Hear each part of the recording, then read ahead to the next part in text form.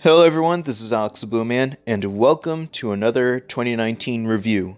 Today I will be talking about Captain Marvel, my 7th most anticipated movie of the year.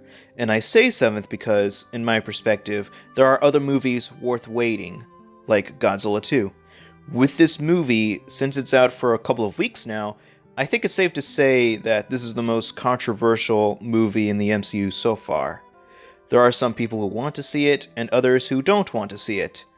I have to see it for two reasons: to hang out with a friend of mine from high school, and to see what I really think of it with a fresh mind and perspective.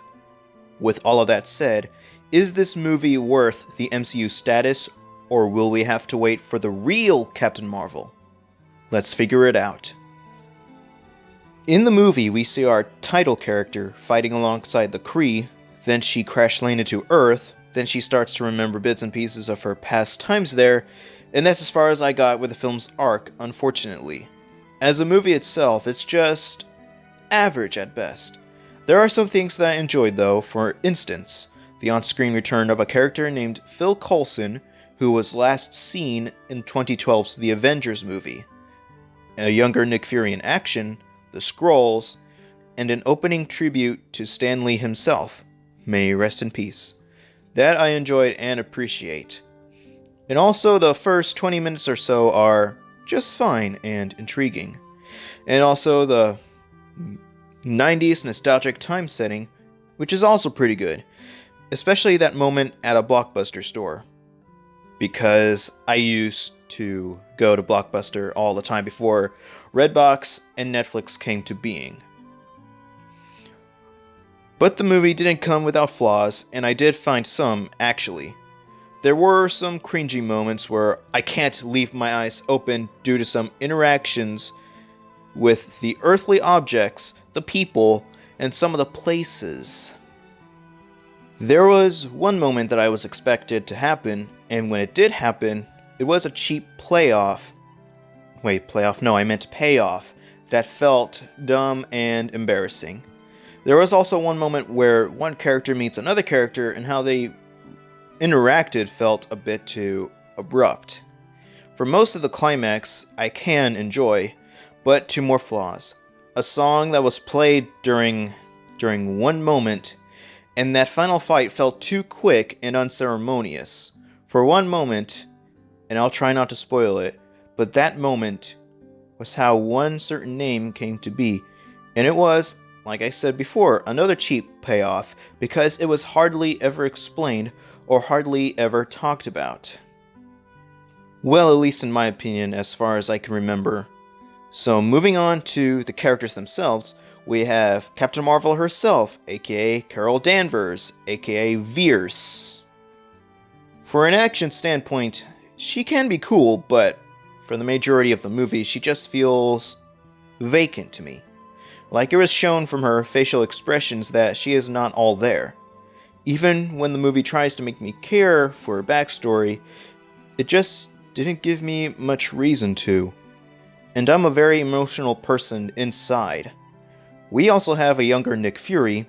He made the movie more fun, in my opinion. It got me more excited and intrigued. Same with Phil Coulson since his last movie appearance. But the downside is, he wasn't in the movie as much as I expected. Then we have a Skrull commander named Talos. And he is easily the best part of the movie in my opinion. At first we see him as just some generic bad guy, but we see his true goals and intentions. Then we have the main Kree guy, Yun something. I just don't know what to think about him. Other than him being a mentor/partner-ish type of character. And then we have Ronan the Accuser, who is back in this film after his appearance in the first Guardians movie. But unfortunately, he just feels pointless in the movie. Like he just talks and talks and talks, and then he just kablooey. He just runs away. I'm trying my best not to sound too negative, but the best thing to describe Captain Marvel is that it's one of those movies where you watch only once and then rewatch the best parts on YouTube.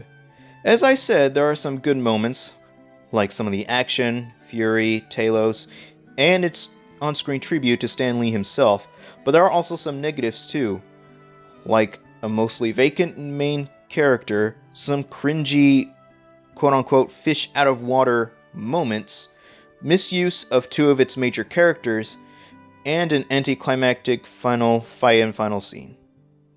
This movie is from mediocre to average at best, like I said, and I'm saying it in an honest way because I don't want to lie to myself and I don't want to lie to all of you about how I feel. With all that said, I'm going to give Captain Marvel a 5.5 out of 10. And that is it for my personal take on Miss Marvel, and I'm going to call her that from now on because that's what she used to be called. And if you don't believe me, go play Ultimate Alliance 2 or go watch the Earth's Mightiest Heroes cartoon. So everyone, join me next time for my review of Shazam. And also, join me up for some more Kingdom Hearts 3, which I just got done recording. Let me just say, it made me shed some tears. So thank you all for watching, and I'm sorry if I offended any of you in any way. Don't forget to like this video, comment down your thoughts on this movie if you've seen it, and I hope you all have a great, blurific day.